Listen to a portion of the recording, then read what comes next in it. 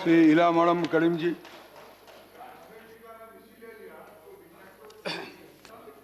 Thank you, sir. I'm sorry, I cannot support this thanksgiving motion. As we all know, the world is going through a very tough situation as the COVID-19 pandemic started its spread. Our nation is not alienated from its adverse effects. Our economy has fallen to the lowest ever mark during this time. People of our nation are suffering a lot from its effects. Implementing people-centric welfare policies are the only way for our nation to come out from this chaos. But we have a government which has nothing to offer for wiping the tears of common people. Sir, all of its policies are intended only to appease corporates and implements its communal agenda and thereby divide the people. I am sorry to say that address by the Honorable President has failed miserably in portraying the real picture of the present India. That is why I am opposing this motion. Today, India is witnessing the historic protest of the farmers against the 3 farm laws pushed by the union government and passed by this parliament, toppling all the parliamentary procedures and conventions. Braving intense repression in the midst of severe cold wave conditions, lakhs of farmers are gathered in different borders of Delhi and are continuing their peaceful protest since last 2 months. The call for this ongoing historic struggle was given by more than 500 Kisan organizations from all over the country under the banner of Samyukta Kisan Morcha. Many of us had opposed these agri laws and requested the government to refer these bills to select committee or parliamentary standing committee. It was rejected then by the government. The agri laws, they are being enacted in the parliament without proper consideration or taking into confidence of the opposition parties. We all know, we are witnessing of what had happened in this August House during the passage of these bills. Government is still not ready to accept the genuine demand of the farmers, even after more than 150 farmers lost their lives in the numbing cold. Many of the farmer leaders are booked with fake charges in connection with the unfortunate incident taken place on 26 January, which was unequivocally condemned by all the organizers and opposition parties also, who are part of the peaceful protest. Sir, government is trying to weaken this democratic protest by perpetuating violence and using force. Even the electricity and water supply to the protest spot are being disconnected by the government. I urge the government to yield the demands of farmers and should withdraw the farm laws immediately. BJP, through its state governments in Uttar Pradesh, Madhya Pradesh, Haryana, Karnataka, and in Delhi, where the police is under Union Home Ministry, has intensified attacks against those journalists who have been reporting truthfully the events connected with the farmers' protest. Such efforts to intimidate and terrorize journalists has been going on for some time under the BJP administrations in many cases. Since January 28th, FIRs have been filed against 9 Indian journalists on charges of sedition and 9 others provisions of law, including promoting communal disharmony, insulting religious beliefs, assertions prejudicial to national integration, etc., etc. Reputed senior journalists and parliament member like Shashi Tharoor have been slipped with these charges on the basis of their personal tweets and social media. This is reprehensible and remarks and smacks of efforts of browbeat intimidate and harass the media. Once again, I would like to mention about our economic situation. Contrary to all propaganda and spin by the government of economic rebound, the reality is the GDP contraction continues to plunge and is now, according to the official data, is minus 7.7 whole for the fiscal year of 2021. Even now, this government is continuing with its fake propaganda of growing economy and 5 trillion economy. I would like to remind them only one thing, that India is now running behind even many of the underdeveloped economies in the world.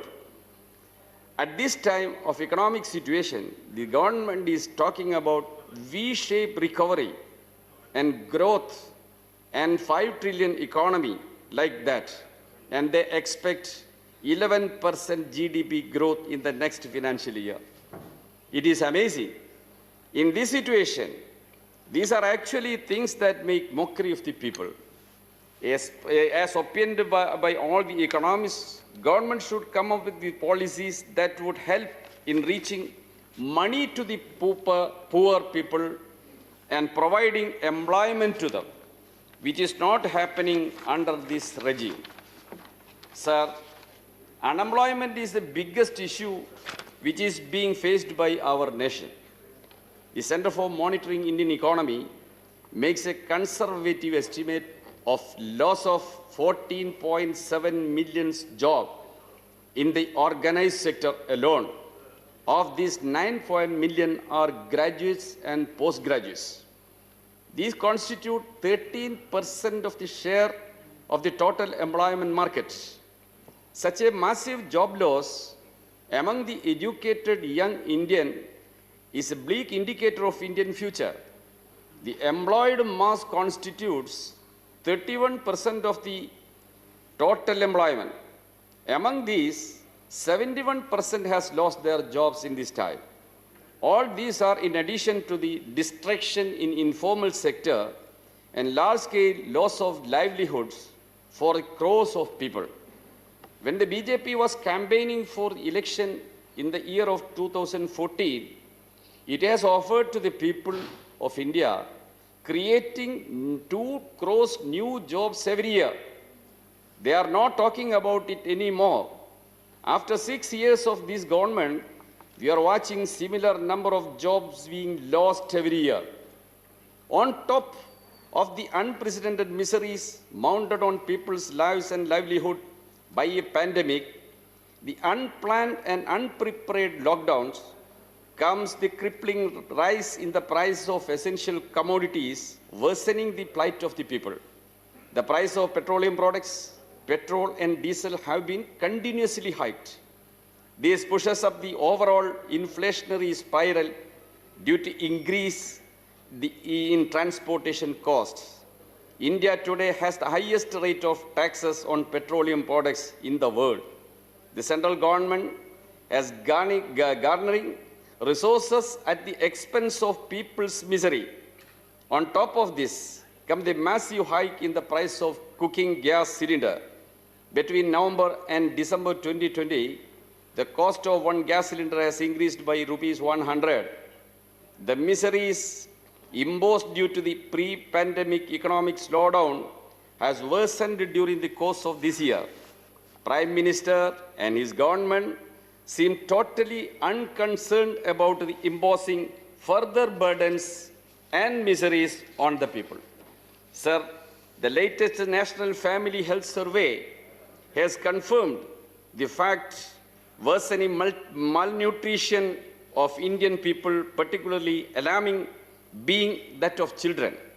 The World Hunger Index has already shown India is a country among most hungry people in the world.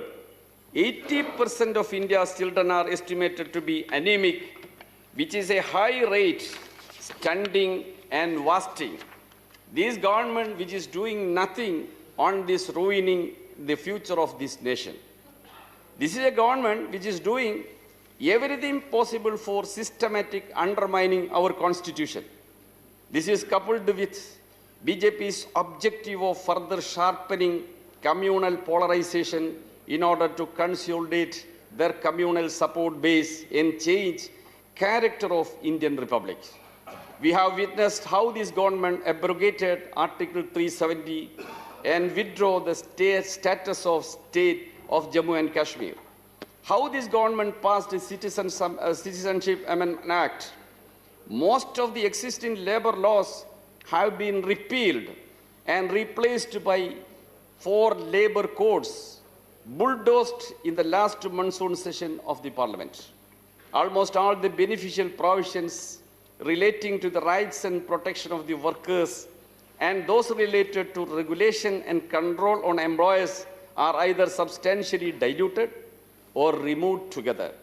These codes seek to convert workers into slaves.